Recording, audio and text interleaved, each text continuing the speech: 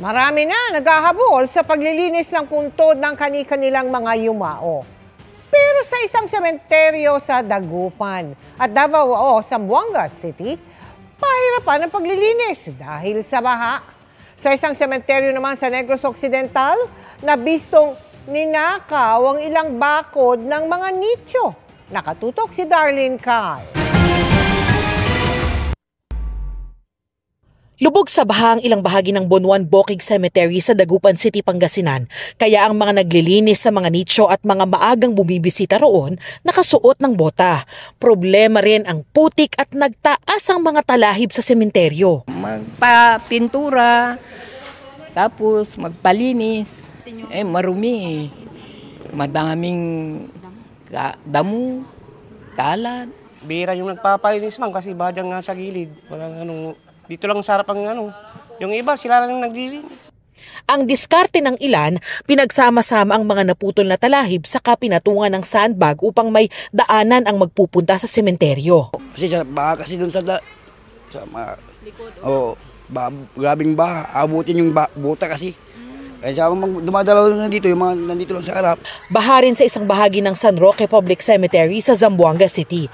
Ayon sa caretaker ng sementeryo, walang drainage system sa lugar kaya walang madaluyan ang naipong tubig doon. Sa Sipalay City Public Cemetery naman sa Negros Occidental, nabistong nawawala ang ilang bahagi ng bakod ng mga nicho. Natukoy na ng pulisya ang 3 umanong minor de edad na nagnakaw sa sementeryo. Hindi na na-recover ang mga ninakaw na mga bakal dahil ayon sa pulisya ay naibenta na umano ng mga suspect.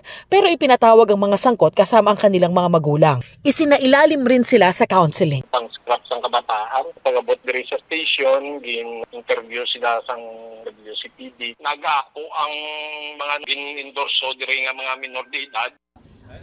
Nagsimula na ring maglinis ng puntod ng kanilang yumao ang ilang taga-Samal Bataan at mga taga-Sugala Tawi-Tawi.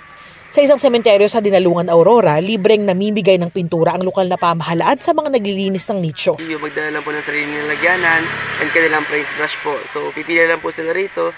Kamukha namin na pag walang pambili, di malaking bagay na po sa amin, malaking tulong para mapinturahan din namin yung mahal namin sa buhay na namatay na.